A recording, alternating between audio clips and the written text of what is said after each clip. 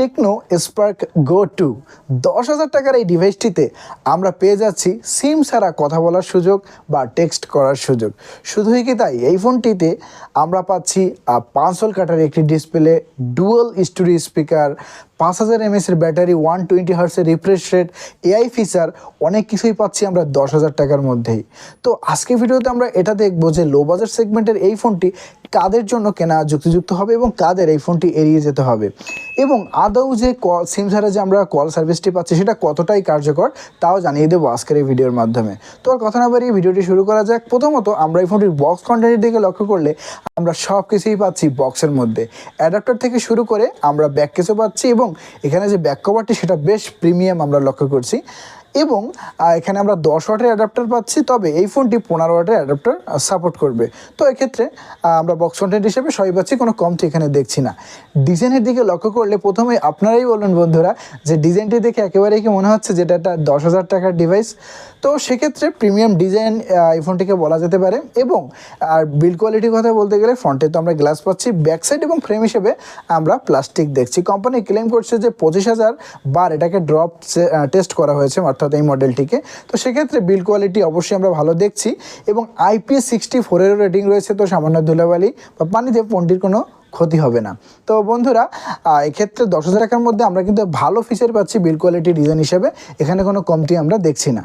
এবং এই ফোনটির ক্ষেত্রে আমার কাছে মনে হয় ডিসপ্লে অন্যতম প্রধান হাইলাইট, কারণ এই ফোনটিতে আমরা দেখতে পাচ্ছি 6.67 ইঞ্চির 120 হার্টস রিফ্রেশ রেটের IPS LCD ডিসপ্লে।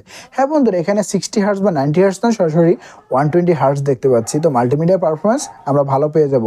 এবং সবথেকে ভালো বিষয় 5 কাটার ডিসপ্লেটি ডুয়াল স্টুডিও স্পিকার আছে, এবং ডুয়াল স্টুডিও স্পিকার দুই সাইডে খুব ভালোই কাজ করছে।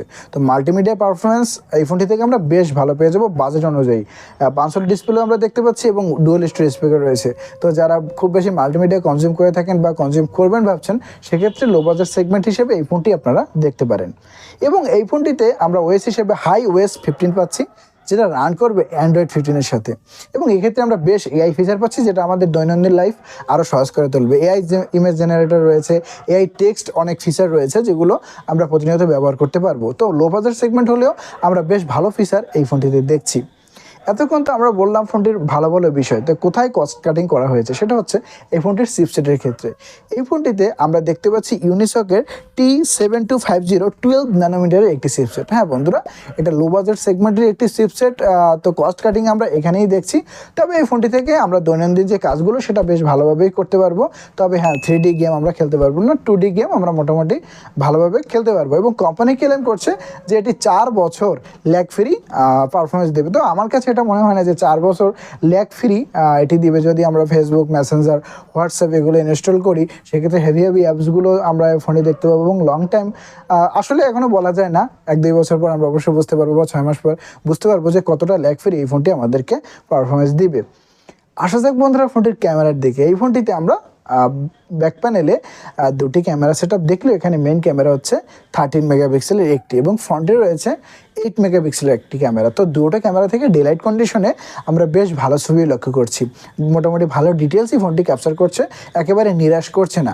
এবং ব্যাকসাইড থেকে আমরা 1080p 30 fps ভিডিও রেকর্ডিংও করতে পারছি। তো হ্যাঁ, ক্যামেরা এখানে আমরা ডিসেন্ট লক্ষ্য করছি, এখানে খুব কমতি বা বাড়তি এরকম নয়, দাম অনুযায়ী ঠিক আছে। এরপরে ব্যাটারির দিকে যদি আমরা আসি, ফোনটিতে 5000 mAh ব্যাটারি ব্যবহার করা হয়েছে এবং 15 ওয়াট এখানে চার্জিং সাপোর্ট রয়েছে। তো মোটামুটি ফাস্ট চার্জিং আমরা ফোনটি থেকে করতে পারবো। এবং এখানে বক্সের মধ্যে আমরা পাচ্ছি 10 ওয়াটের অ্যাডাপ্টার। তো সেক্ষেত্রে 10 ওয়াটের অ্যাডাপ্টারও আমার কাছে মনে হয় যে একটি যথেষ্ট একটি ফোন চার্জ করার ক্ষেত্রে। কানেক্টিভিটি হিসাবে আমরা অবশ্যই একটি 4G ফোন, 3.5mm এর হেডফোন জ্যাক রয়েছে, এবং লো বাজেট হওয়া সত্ত্বেও এই ফোনটিতে আমরা IR ব্লাস্টার পাচ্ছি, যেটা অবশ্যই একটি ভালো বিষয়। এবং এখানে আমরা সাইড মাউন্টেড ফিঙ্গারপ্রিন্ট পেয়ে যাচ্ছি। তো এটা বেশ ভালো, ফাস্ট ও অ্যাকুরেট কাজ করছে। এবং বন্ধুরা, বাংলাদেশ মার্কেটে এই ফোনটি দুটি ভেরিয়েন্ট পাচ্ছে, এটা হচ্ছে 364 আর একটা হচ্ছে 464। এবং এক্ষেত্রে আমরা ভার্চুয়াল র্যামও পাচ্ছি, 4GB সাথে আরও 4GB ভার্চুয়াল র্যামও রয়েছে।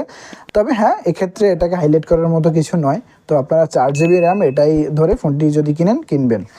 এবং এক্ষেত্রে যেটা 364 সেটা পাচ্ছি 9,999 টাকায়, 464টি পাচ্ছি 10,999 টাকায়। তো আপনি যদি ফোনটি কিনেন তাহলে 464 জিবির ভেরিয়েন্টটি কিনবেন।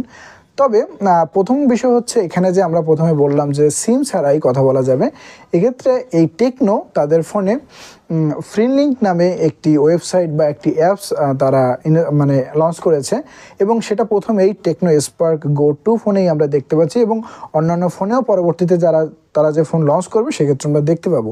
এবং সেক্ষেত্রে নির্দিষ্ট একটি এরিয়ার মধ্যে টেকনোর ফোনের সাথে আরেকটি টেকনো ফোনের এই কানেকশনটি করা যাবে, অর্থাৎ সিম ছাড়া কথা বলা যাবে বা টেক্সট পাঠানো যাবে, তো সেই ফোনটিও টেকনোর হতে হবে। তো এক্ষেত্রে এই ফিচারটি ভেবে যদি আপনি ফোনটি কিনেন সেক্ষেত্রে খুব একটা কার্যকর হবে না, এবং আপনি যদি হেভি অ্যাপস বা হেভি গেমস ফোনটি থেকে খেলতে চান লো বাজেট সেগমেন্টে, সেক্ষেত্রেও এই ফোনটি আপনার খুব একটা ভালো হবে না। তো যেহেতু পারফরমেন্স দিকে যদি আমরা লক্ষ্য করি, চিপসেটটি আমরা লো বাজেটের দেখতে পাচ্ছি বা পারফরমেন্স খুব একটা দিতে পারবে না এমনটাই দেখতে পাচ্ছি, তো সেক্ষেত্রে আপনি অবশ্যই এটি মাথায় রাখবেন। তবে আপনি যদি ইউটিউবে ভিডিও দেখেন বা একটা সিনিয়র সিটিজেনকে আপনি একটি ফোন দিবেন যে সে মোটামুটি একটু কথা বলবে বা একটু ইউটিউবে ভিডিও দেখবে, তো সেক্ষেত্রে আপনি ফোনটি কিনতে পারেন। তো এই যে ফোনটির ভালো সাইড খারাপ সাইড আমার মনে হয় আপনাদেরকে জানানো হয়ে গেছে।